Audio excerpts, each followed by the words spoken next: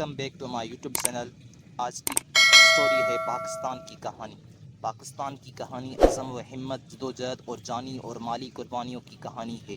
14 اگست 1947 سے قبل پاکستان ہندوستان ایک ہی ملک تھا اور اس پر انگریز حکومت کرتے تھے۔ انگریز آئے تو تھے تجارت کرنے، مگر رفتہ رفتہ انہوں نے یہاں اپنی حکومت قائم کر لی۔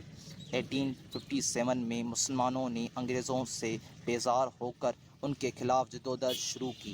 اکثر ہندو بھی انگریزوں سے تنگ آ چکے تھے، اس لیے وہ بھی مسلمانوں کے ساتھ آزادی کی کوششوں میں شریک ہو گئے۔ انگریزوں نے اپنی حکومت کو بچانے کے لیے طاقت اور سازش دونوں کا استعمال کیا۔ مسلمانوں کو اس وقت کوئی ایسا رہنما نہ مل سکا جو ان کو ایک جھنڈے تلے اکٹھا کرتا، اور نہ ہی ان کے پاس نئی قسم کے ہتھیار تھے، اس لیے وہ آزادی کی اس جنگ میں کامیاب نہ ہو سکے۔ جنگ آزادی کے بعد انگریزوں نے ہندوؤں کو اپنے ساتھ ملایا، ان کو اعلیٰ عہدے دیے اور مسلمانوں کو باغی اور غدار ٹھہرا کر طرح طرح سے ستانا شروع کیا۔ ہزاروں مسلمانوں کو پھانسی پر لٹکایا اور ان کی جائیداد ضبط کی۔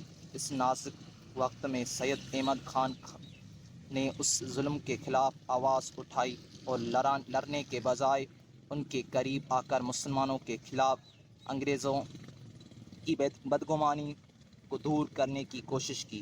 سید احمد خان کا خیال تھا کہ اس وقت مسلمانوں کو انگریزوں سے لڑنا نہیں چاہیے، بلکہ ان سے مفاہمت کر کے اپنی ترقی کے لیے کام کرنا چاہیے۔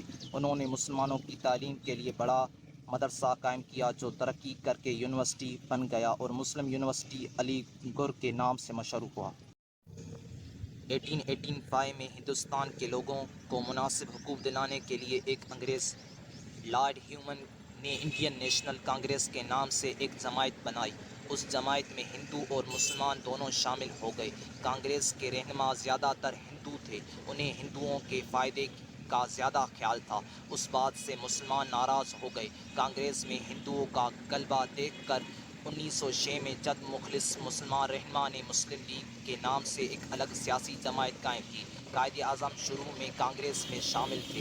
ہندوؤں کی ہٹ درمی اور ناانصافی دیکھ کر وہ کانگریس سے علیحدہ ہو کر مسلم لیگ میں شامل ہو گئے۔ قائد اعظم نے مسلم لیگ کی اصلاح کی اور اسے طاقتور بنایا۔ انہوں نے مسلمانوں سے اپیل کی کہ وہ اس جماعت میں زیادہ سے زیادہ تعداد میں شامل ہو اور اس کے منصوبوں کو کامیاب بنانے کی کوشش کریں تاکہ مسلمان کی حقوق کی حفاظت کی جا سکے۔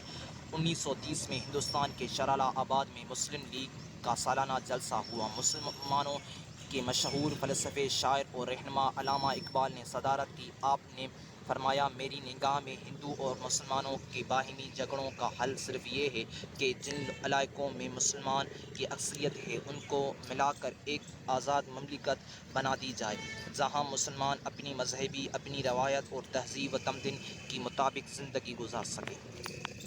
30 مارچ 1940 کو مسلم لیگ کا سالانہ اجلاس لاہور میں ہوا، جس کی صدارت قائد اعظم محمد علی جناح نے فرمائی۔ اس اجلاس میں جو تجویز منظور ہوئی وہ پہلے قرارداد لاہور اور بعد میں قرارداد پاکستان کے نام سے مشہور ہوئی۔